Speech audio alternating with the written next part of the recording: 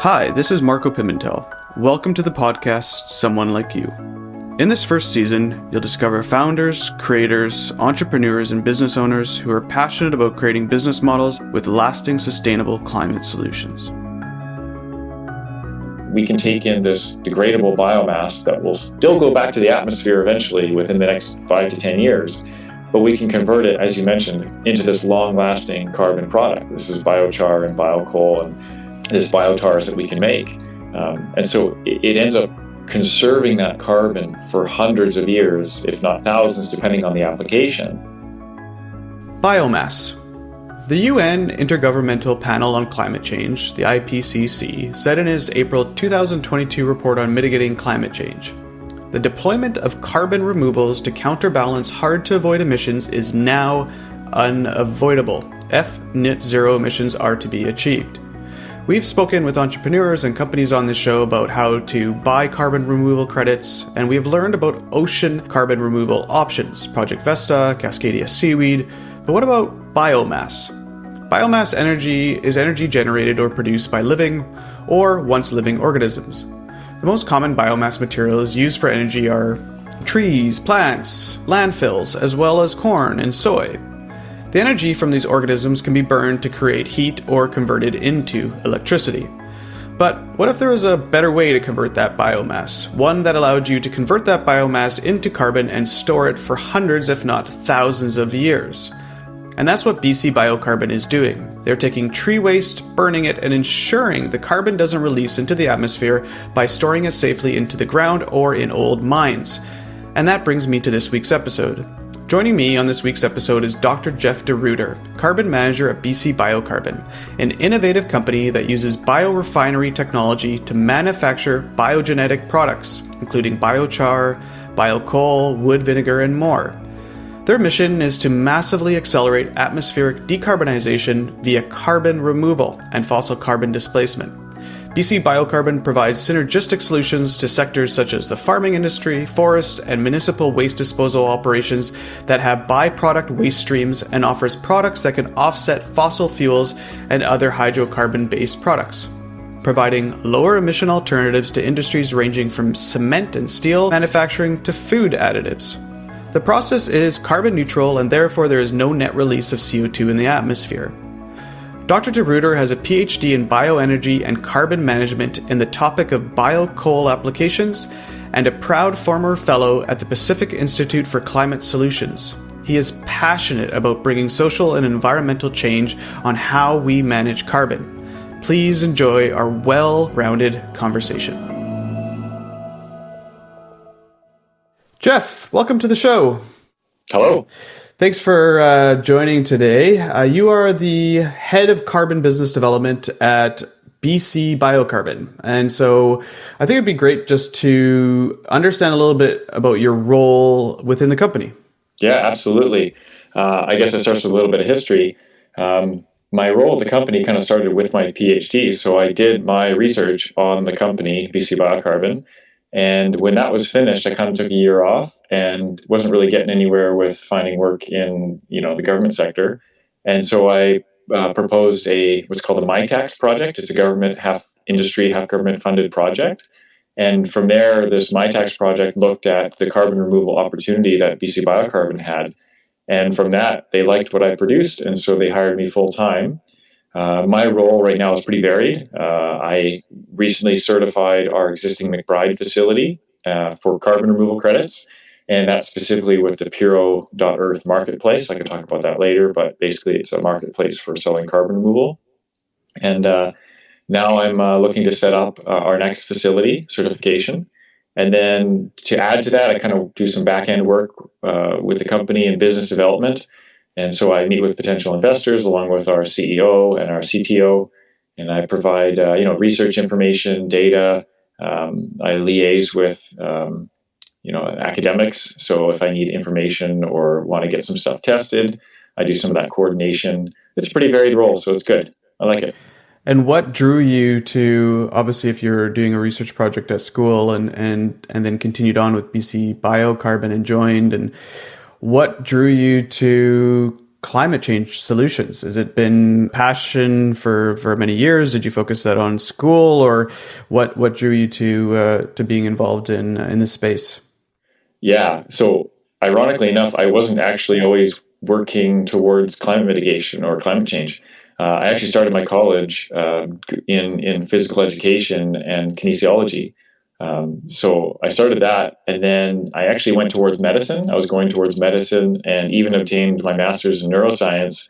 And it was all about kind of human health, which eventually, it does lead to energy, climate, and general sustainability. Like a lot of that is focused on human health. And so it kind of the scope kept expanding. And then one of my last years of my undergrad, I did a side thesis project with one of my now supervisors that I could that I do had did a super that did my PhD with, and this was on this energy and sort of renewable energy undergraduate thesis. And so he offered in the future, he's like, well, if you ever want to do a PhD, give me a call. And so I kept that in the back of my mind. And in 2011, 2010, 2011, I took him up on that offer. For better or for worse, probably for worse on his part and better on my part. It really enriched my experiences in my life. I really, can't understate that. And I also had a really other great um, supervisor who's very understanding. His name is Mike Rutherford, who's now retired. I'm not sure if that retiring was because of me, but yeah, so it was kind of like a roundabout way with my education, and it just kind of was about human health and being better in the world. Kind of a one thing I think about all the time is there was a key point, a pivot point where I really started to think about the bigger picture, and it was this film. I don't know if you read it or you've seen it, but it's called "Who Killed the Electric Car." Yeah, yeah, I remember that many years ago. Yeah, all the GAR's been taken away. Exactly, exactly. And that really kind of shocked me into questioning what was going on and like how things could be better if we actually work towards it. That was a key pivot point, like big movie for me. And but yeah, it's for where I'm at. It was never really about climate change to start with, but it ended up going there because it is such a challenging problem for society. It's such a long term, you need data, you need information, you can't act in the moment. Like humans work really well with immediate threats, like war, we mobilize. The pandemic, we mobilized. It was an immediate threat to our existence. But long, slow threats, it's like the frog in the pot kind of analogy. We don't do very well as a species yet, and I don't think we're wise enough to collectively think and trust other people enough to plan ahead. And this is especially true if we're doing this, if we perceive there's a hindrance to prosperity. We're just not living in enough easy prosperity because people are insecure, they hold on to things. And so, yeah, I do think, eventually we'll get this climate change thing figured out. There'll be some impacts that I don't think we'll be able to recover from, but yeah, I've it's become a passion of mine for sure, based on the more information that I've learned. Yeah, and it's you and I both live in the same city in Victoria, BC, in Canada, and I think we've also started to. I've been saying this for quite a few years, is that people need to start feeling the impact of climate change, as bad that is, but it's as true as it is we're talking today, and we're experiencing a 3-month drought, on top of record flooding, on top of record heat domes, on top of record wildfires. So beautiful BC also has quite an impact when it comes to the feeling of climate change directly to people, and maybe that's going to also get people to start thinking about it more.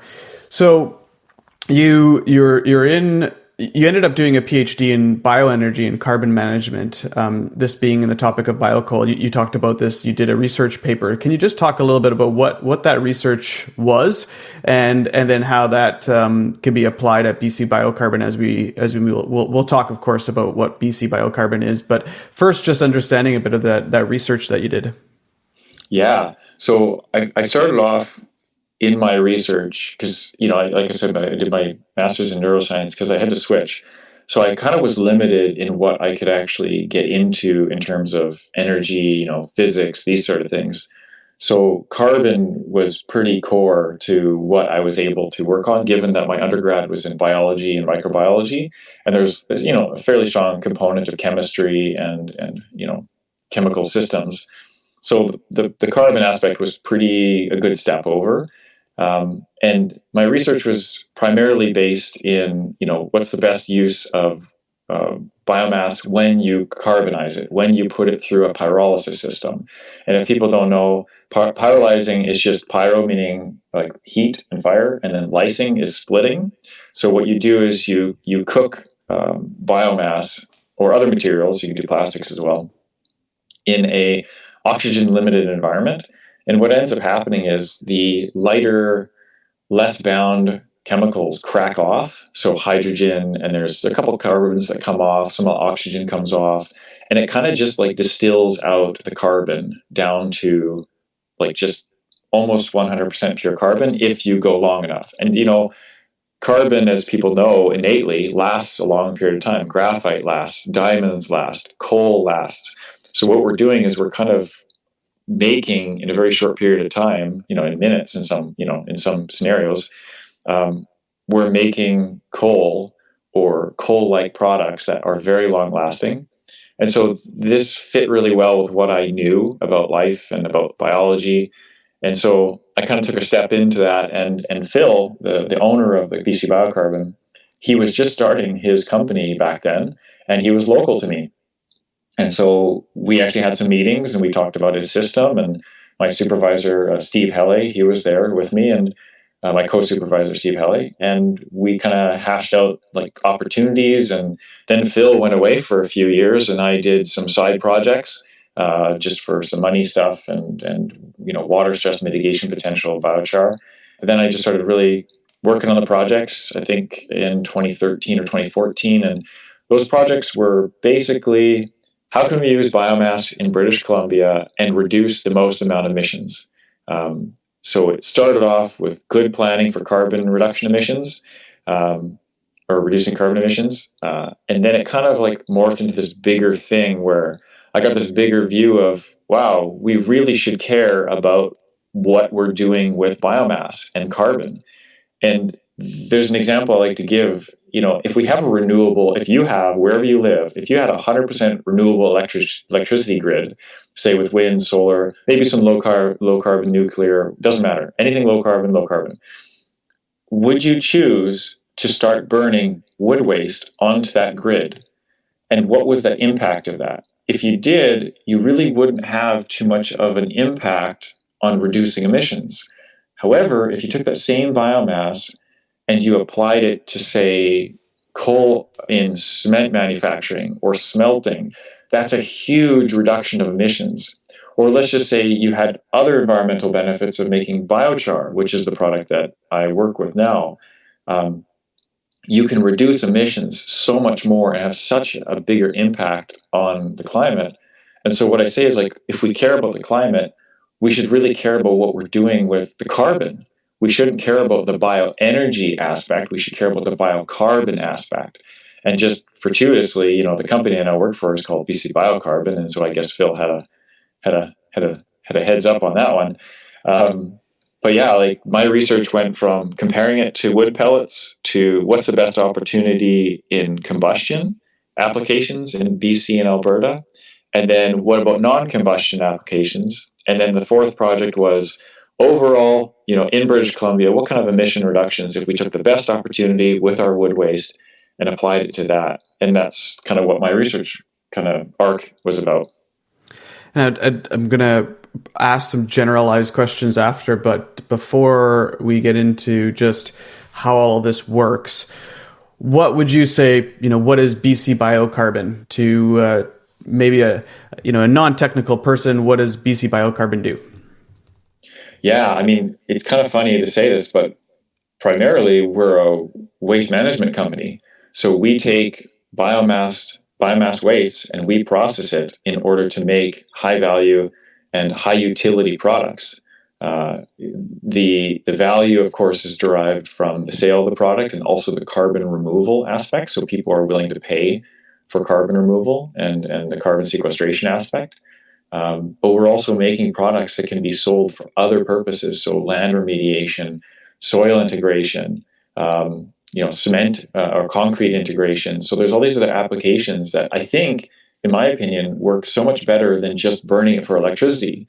So like you can take wood waste and instead of just making electricity and heat, which are pretty low value products, you can turn them into like a filtration media or an amendment to soil, which has its own benefits that I think is more valuable from a carbon and utility perspective. So BC Biocarbon reflects that. We want to massively reduce carbon emissions, and we want to decarbonize the atmosphere. We want to do that while also producing high value products. So for people to kind of think about it, and I've done my research, so I know it. So what's happening is that and in BC we have a very, very large forestry industry. If anybody's been to BC, you see we have a lot of trees. So the idea behind BC Biocarbon is that trees capture and store carbon. At some point, when a tree gets cut down or a wildfire happens, that carbon at some point, and this is when we talk about carbon removal markets, trees are typically a lower value because it's not infinite. At some point, that carbon is going to be released. And so what BC Biocarbon does, and obviously correct me if I'm wrong, when you have a forestry company, maybe they're milling trees, they have a bunch of waste from this. You take that wood waste and you basically put it in this massively hot furnace that captures and stores the carbon in various different ways into different products, or in a form that can actually be basically dug into the ground and stored there for, I'm sure, potentially hundreds of years. Is that a good description of what the problem is and kind of what BC Biocarbon does? Yeah, and it's not just the forestry industry. The forestry, of course, when they make lumber, they have shavings, they have chips, they have bark, and usually what's happened in the past is these things were all burned in big, smoky, polluting beehive burners. BC has banned them, and Saskatchewan is in the process of banning them or eliminating them, I should say. But that that is the baseline. So you just burn it. That carbon goes back to the atmosphere with a lot of smoke and methane and nitrous oxide, like these other emissions that deeply pollute our atmosphere.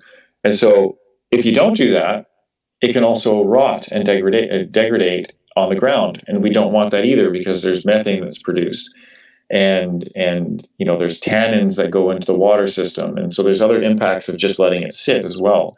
So we fit as this waste management company, and we can take in this degradable biomass that will still go back to the atmosphere eventually within the next 5 to 10 years, but we can convert it, as you mentioned, into this long-lasting carbon product. This is biochar and biocoal and this biotars that we can make. And so it ends up conserving that carbon for hundreds of years, if not thousands, depending on the application. And so it's, in my opinion, based on my research, I would say it's a better approach than making electricity, which you do get electricity and heat, but it also releases that carbon immediately to the atmosphere. And where does BC Biocarbon, in terms of when I say location, where are you located, and where does all this happen? Where does the process of taking in the bio waste happen, and where does the process start to happen? Is this in a big field, big warehouses? Like how does that happen? Yeah, so our main facility, our headquarters, is located in McBride, BC. It's a huge metropolis of I think of a few hundred people. It's Phil's own property where he had a sawmill. He's a generational farmer. He had a sawmill on the same property years ago, and he was a retired Canadian military fighter pilot and survival instructor. So he has a lot of experience, and a lot of practical, hands-on experience. So the company kind of was born out of his view for energy independence. And again, this is all McBride. He's a farmer. He's wanting to make energy for his tractors, what have you. But then, through pyrolysis, you can make these other products. And so it kind of converted into an energy company. And then, he started getting some attention and some research funding and development. And he was developing this biocoal product for coal offset, which is still a very good product to use. And then it sort of shifted again. The biochar came along in the past 10 years, has really started to be developed as an actual, the science has really supported it for its benefits in soil and other applications. And then the carbon removal aspect of it really added it. So I brought that to the company in the last 2 or 3 years. I was, telling them for years, like, there's a value here in carbon removal. And then so finally I did that. I mentioned that MyTax project, and it really solidified that carbon removal is something that we should be focusing on as one of our core products. And so, BC Biocarbon has really taken a step forward in the past, 2 years to developing a new facility in Saskatchewan. So that's actively being built right now. And then, finding off-takers for that has been fairly straightforward. It's work, but we do have off-takers for the biochar and horticulture and agricultural applications. Then carbon removal, that market is greatly expanding, so that's great to see. So yeah, the company's doing pretty well, and we're pretty spread out across the province and Canada. There's our CEO now is in Ottawa. Phil and the team are working in McBride. We have a financial handler in Langley, and then Prince George. We have some of the development officers for the new facility, and then myself, of course, I'm in Victoria. And so when we talk about the different products, you kind of touch on them a little bit between biochar, biocoal. I think there's even almost an oil type product too that I've seen on your website as well. So what happens right now? Is the majority of what you produce being sold as a product, or is it being sold as carbon removal? And when it's sold as carbon removal, do those products still get sold out to other people, or does that process differ between carbon when it gets sold as a carbon removal option? Yeah, so that's about that concept right there. It touches on what's called additionality in the carbon removal market. And additionality can mean a couple different things. Is it financially additional? So are you like kind of double dipping, or are you actually contributing versus what's legally required? Because if biochar was legally required by the province or other jurisdictions to produce, then we couldn't claim it as an independent carbon removal value. So there's a lot of precedence in double value and having that value of sale of the product and also the carbon removal or carbon mitigation product. And low carbon fuel standards are very similar to that. You can sell a renewable electricity or renewable, what the perfect example is renewable diesel. And so renewable diesel, you can get carbon credits through carbon trading mechanisms, but you can also get the sale of the liquid fuel. And so the precedence is there, and the market is clearly allowing for us to monetize our biochar and our carbon removal. And I have to say, like, without the monetization of our carbon removal, we're definitely not as viable as a company. It makes it so much harder to produce a plant, and that is a key point. It's not like everybody's winning this bonanza of cash. It helps greatly facilitate our business model so that we can actually build new facilities. It's like if you only had one product and you can only sell it for $5, but then you have another product out of the same system. That greatly helps your bottom line and attracting investors and development. And yeah, we also have those other products. I'm not too sure which ones you want to talk about, but yeah, I'd love to get into the carbon removal market, because we're obviously touching on it and there's some complexities to it.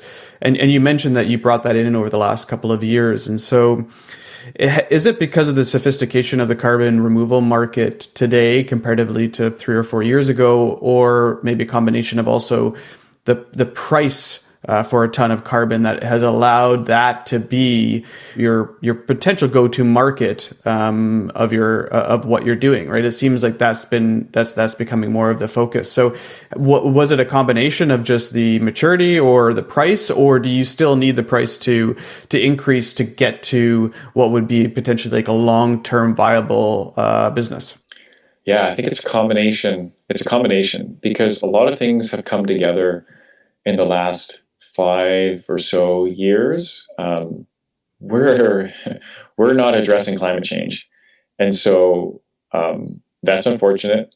But what that has, pushed more is that IPCC has basically had a report that they say, we're going to need to remove carbon now. We can't just do this with reducing our emissions. We're not doing it fast enough. We need to actually also include carbon removal, and so that has underlined the need. And then there have been companies. I mean, the carbon offset industry has been around for a long time, but the carbon offset industry has become very clear that there's issues, especially with traditional carbon offsets. There's a lot of questions about, was it actually going to happen or not, or what's the permanence, or what's the actual impact? Because if I emit 10 tons of carbon by driving a truck around, and then I buy offsets, it's not actually reducing the overall emissions. It's just reducing emissions in other areas into the future. That 10 tons of carbon is still in the atmosphere. So, in my opinion, carbon removal has become so much more important and so much more the focus of carbon offsets.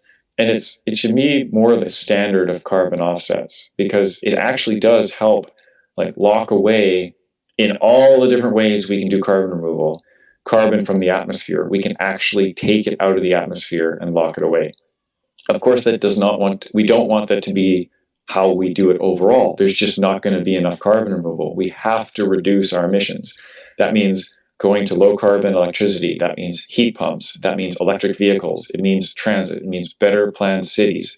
All these are the things that live within our society that make us able to, live in our society with lower carbon. It has to be that first and then carbon removal. And so, yeah, I think it's been a lot of things that have come together. It's been the absolute need to start reducing emissions. It's been the technology. A lot of companies have started to notice that we needed to. The research was there already. We knew this in the research that carbon removal was an opportunity and also a need. And so people were working beyond that. And then in the last few years, companies have really started developing methodologies for biochar and other carbon removal mechanisms. So I'll just talk about biochar. I think there's 4 different organizations that have come out, at least with methodologies that they say, this is how we will certify your facility or your project in using biochar to reduce emissions. You can't release the smoke. You have to have it within, 200 kilometers of delivery. If it's more than that, you have to account for that. Your system has to recover X amount of energy from the initial product. So there's all these stipulations within these methodologies. So they've come along, and then that has also facilitated the market transition. So now companies like Microsoft and Spotify and many other companies, and even Prince or King Charles, he has been looking for carbon removal. And so, that all helps together to bring together this market and to develop it, and it will. And right now, it's all mainly voluntary market for carbon removal, but I guarantee that there will be aspects of the carbon removal market that will be integrated into mandatory compliance offsets for various different jurisdictions, governments, what have you.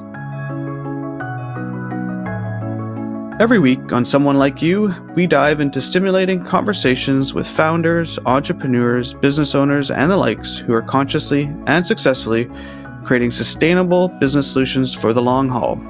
Tune in every week for a new inspiring conversation on leading climate solutions. And if you're enjoying the podcast, don't forget, please subscribe on the platform of your choice and give us a rating and a review.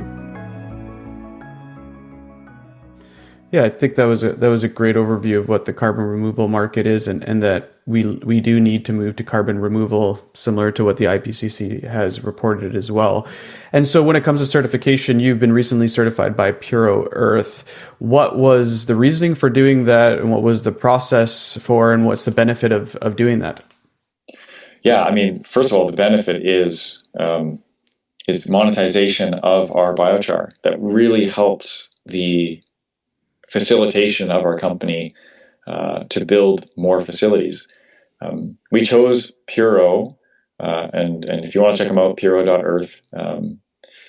We went with them because I did an assessment, like that was part of that MyTax project, is I looked at a bunch of different organizations that were starting out, and Puro seemed to be fairly developed in what they were doing, and it matched with what my concept of, or my interpretation of what the science was behind biochar.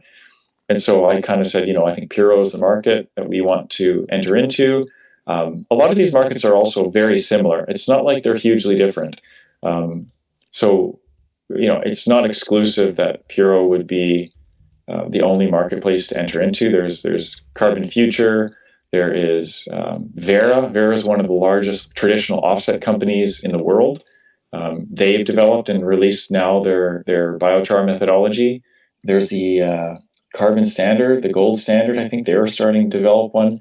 So yeah, there's biochar is being embraced by a lot of different organizations and institutions that are saying like, this is valid, this is valid, this is valid. And so they're giving all the different reasonings and methodologies for how biochar is valid as a carbon removal market. Yeah. And the market right now, there's it's wild in terms of pricing, and it varies a lot. And so you have low price points of $4, $3, $5 for tree planting to good solid carbon removal options that store away carbon for 1,000 years, costing up to $1,000. Where does biochar sit within the market in terms of, if a company were to, go to puro.earth and say, I want to buy some carbon removal via BC Biocarbon, what would they be paying per ton? Yeah, that can vary. And you're right that depending on the permanence and depending on the validity of a carbon offset or carbon removal method, the price can range. It can range from $5 a ton for methane mitigation by just cranking some wrenches, paying people to crank wrenches on methane lines or natural gas lines, which I think should be more regulation than offsets. But then you've got like specialty companies that are coming out and saying, we can store carbon for $600 a ton, or we can direct air capture from the atmosphere directly and squirt it underground.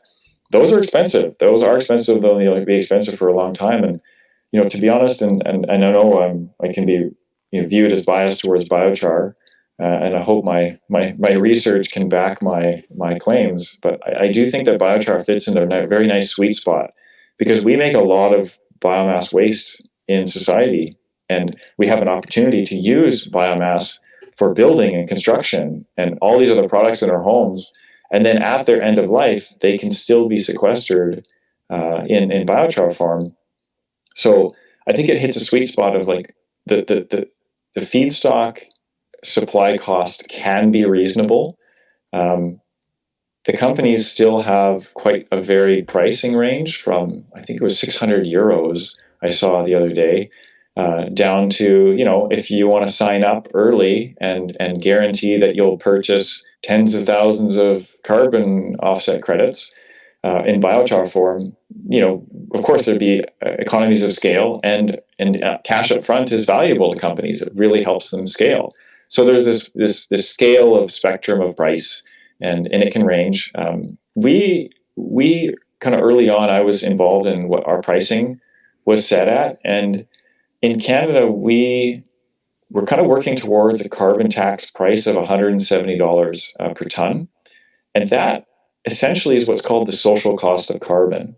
And the social cost of carbon is basically the price of what your government or region has assessed the entire cost of releasing a ton of CO2 into the atmosphere, its impact. So as we get more and more desperate towards needing to address climate change, that price could go up because of the value and the need to actually reduce emissions. If we were go back 25 years, 30 years, yeah, we know about climate change, but we're like, it's so far off. The price, sure, it's like $1, $2. Like the value cost to us right now is that much. But as we get farther and farther along, it becomes more pressing. And so that price, we believe right now, based on the federal government in Canada, it's about $170. That is basically, yeah, the social cost of carbon. We set our price based on that because we feel that the intrinsic value of releasing 1 ton of CO2 should have a cost. You should have to pay for that full impact on the climate.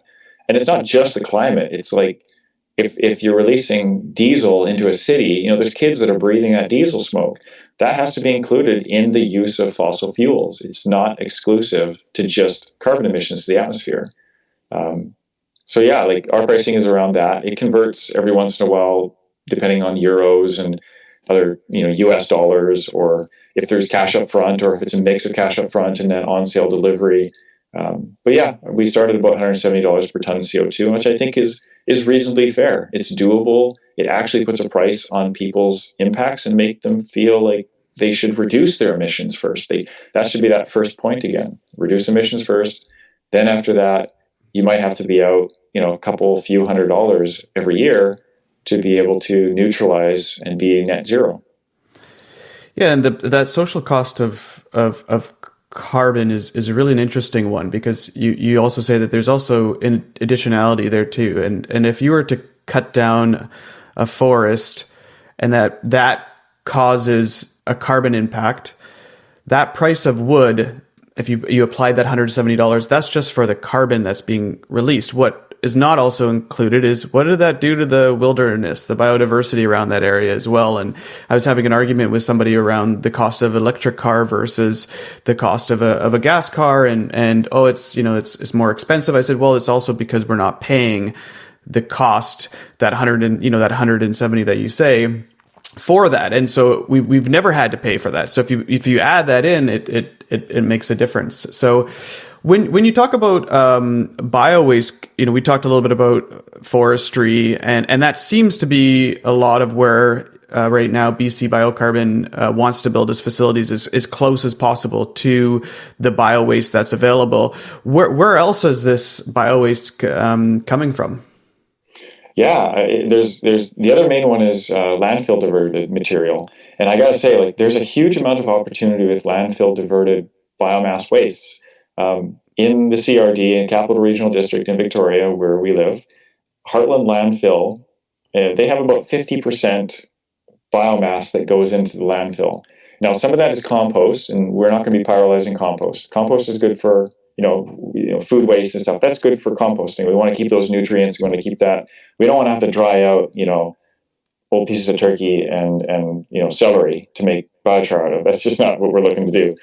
But if we look at the lumber deconstruction of homes, pallets, old furniture, IKEA furniture, whatever that is made out of biomass waste that ends up going into a landfill, there should be an absolute ban on these carbonaceous, carbon-based wastes that we would divert out of the landfills and then divert that into biochar and other products. And maybe if it's not necessarily good enough for biochar for land application, we could use it for cement and smelting offset. So using it with that biocoal product that we can produce at BC Biocarbon, we can and do very well with reducing emissions.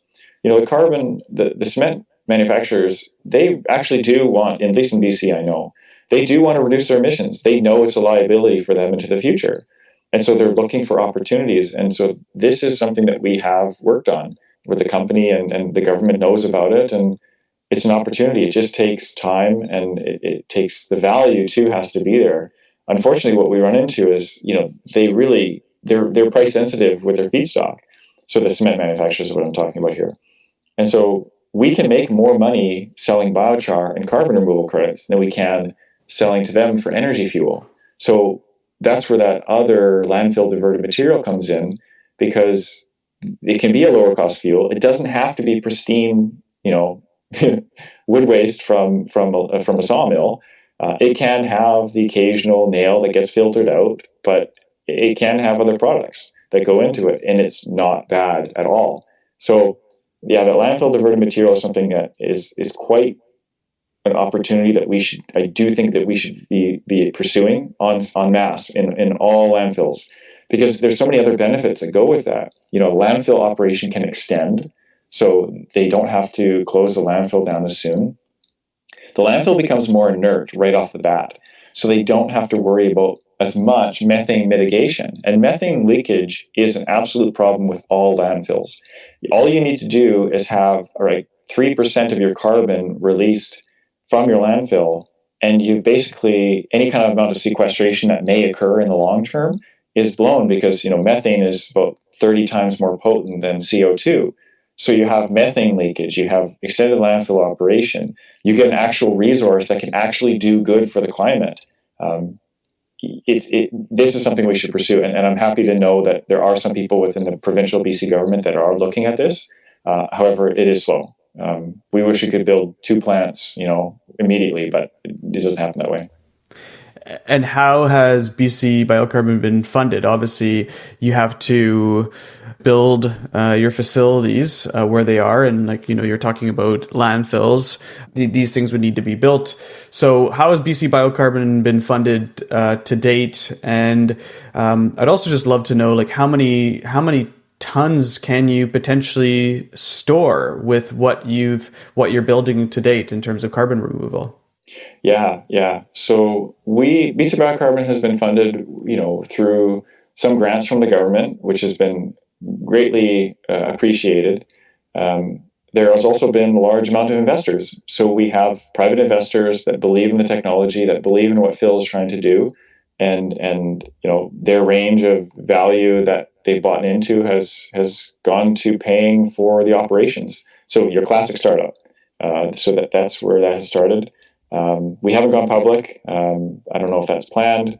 I'm just a carbon managing guy, but yeah, we have investors, and so that's the way the company has been going. And I have to say, Phil has done a phenomenal job out at McBride, because he's really sacrificed a lot of his life towards this. He doesn't live a lavish lifestyle. He's a very modest person. He's doing the best he can, and he's built this company out of his own property in an old sawmill plant. That was his own as well, a long time ago. And so, I think that needs a lot of respect for what he's done and how he's brought the company forward. And so there's a lot of sweat equity and life equity that Phil has put into his company. So I would say that's a big one. And then also the investors and then the government grants is how we funded the company. You're building a new facility right now in Saskatchewan, correct? Yeah. So in the past year and a half, that partnership and agreement has come out. The company is Dunkley Lumber.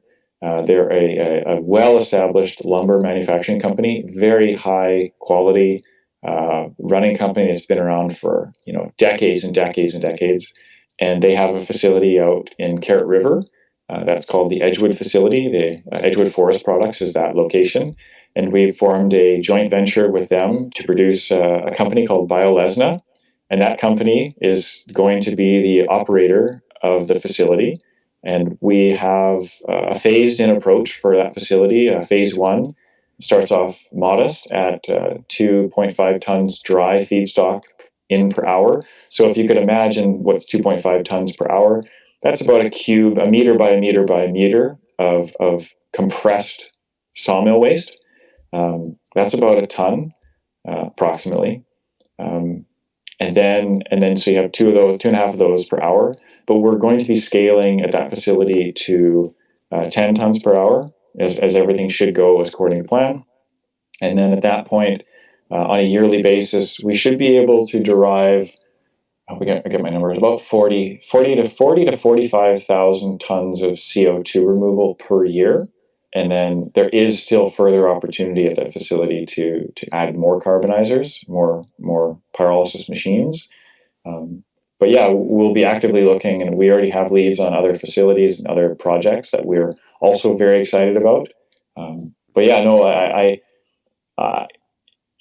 overall, if I was to count on anything I could be working on to reduce carbon emissions, it's this. It's developing BC Biocarbon to figuratively and literally start plowing biochar and carbon back into the ground.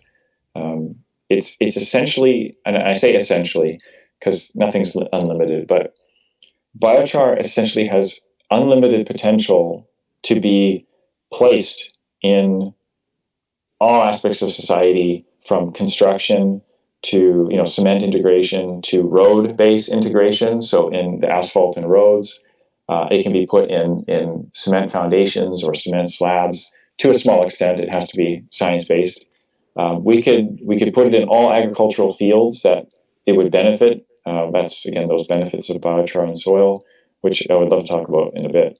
And then even if we ran out of all these other places, we can just start landfilling it, and we could essentially just start refilling our coal mines back up with black carbon product that would store carbon, and especially for even longer at that point, because it's not exposed to atmospheric oxygen and it doesn't decompose as fast. The temperatures are cooler. So like it could last thousands and thousands of years in these landfill applications. Yeah. I'm not going to say that biochar is like a miracle product. It's not. There needs to be science behind everything we do with it, but it can very greatly help our efforts in, amending the environmental impacts that we've had, but then also reducing emissions from our atmosphere. And carbon removal is expected to be about a 10 to 20% of what we need to remove in our entirety from reductions as well. And the one thing that people are seeing right now with carbon removal market is that there is overwhelming demand versus a very underwhelming supply. So you're in a place that needs to incredibly grow to meet the demands. And so is the plan, obviously you're talking about, you have this new joint venture. I'm assuming that's the plan is, build it, prove it, and then, start to duplicate that, hopefully in kind of a bunch of different locations and scale that way. Well, I'll slightly say, I think we've proved it, and a lot of companies have proved the opportunity to produce biochar. It's just starting to now scale. Yes, we're definitely playing catch up. The value is there for sure. And there's a lot of people that want to remove carbon, that's for sure. It's just, it takes time to build facilities and to, get that trust from investors to build those large facilities. So with Dunkley Lumber, it's such a great opportunity that they have taken this trust in our company and the technology to build out this new facility. It's a really great partnership because they supply the feedstock, they have the land, and we come in with the technology and we run 50-50, and this is BioLesna. So we just want to keep doing that over and over and over again and scaling. And I know that can kind of sound like, oh yeah, big business, we just want to keep scaling and scaling and scaling. But like, listen, we truly do need to increase the amount of carbon removal. And sure, the investors are going to like more facilities and more plants, but it really is what we need to do in our efforts to decarbonize and to reduce atmospheric carbon. And I hope that I can see all these facilities get put in, because I do believe in this technology. I do believe in that's where we're going.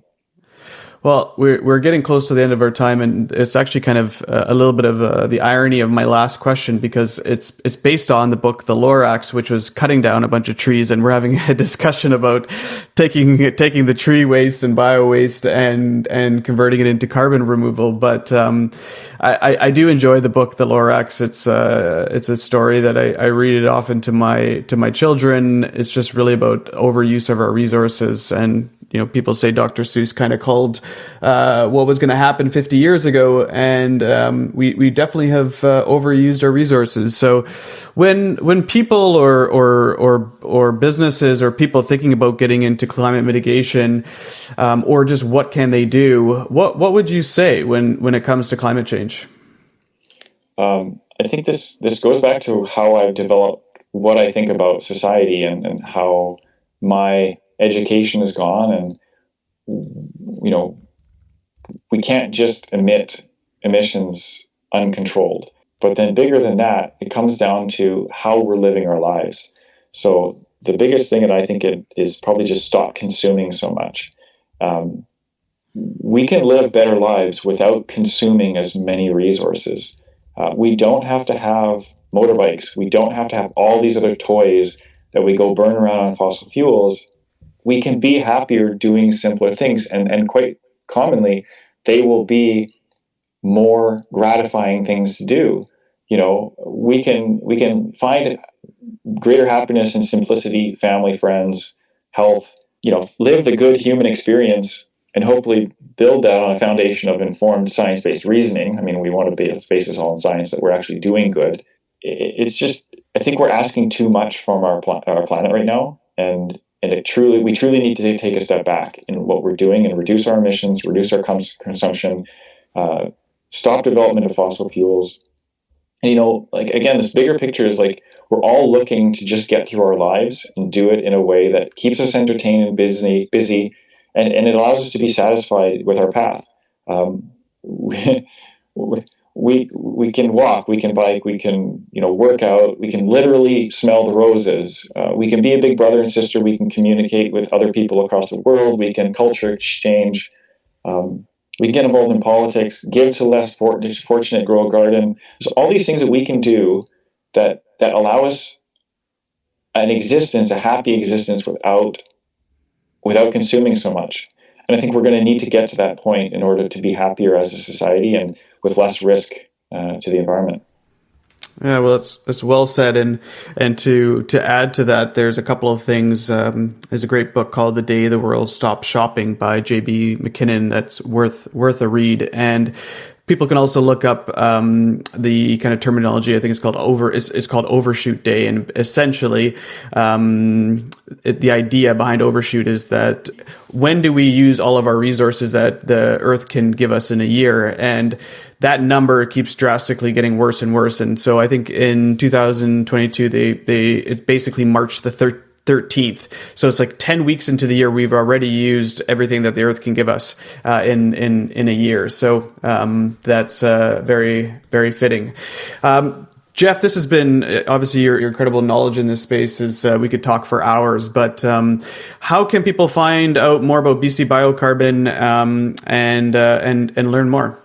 Yeah, so bcbiocarbon.com is our website. You can find us probably just by searching BC Biocarbon. We're also on LinkedIn. We provide updates on progress there. That's our main social media outlet. Feel free to connect. Awesome. Well, thanks so much. Best of luck to yourself and your team. And I'm really excited to kind of continue to follow your journey and what you're building and rooting everything that you guys are doing on. Thanks again, Jeff. Yeah, thank you. Thank you so much. This podcast is co-produced with The Brand is Female. I hope you've enjoyed today's episode of Someone Like You. And if you did, please share this. We're a new podcast, and I would love it if you could share it with a family member, friend, colleague, work colleague. Share it on Slack, whoever you do. Just share and spread the message of these incredible brands. Please also support these type of companies. They're doing the hard thing, and the hard thing often takes a lot of people to get on board. And don't forget, please subscribe on the platform of your choice and give us a rating and review. I'm Marco Pimentel. Thank you for joining us today. For more information on Someone Like You, you can find us on Instagram at Someone Like You Podcast with all the links to the podcast, our website, and more information about the brands that we feature. Thank you again.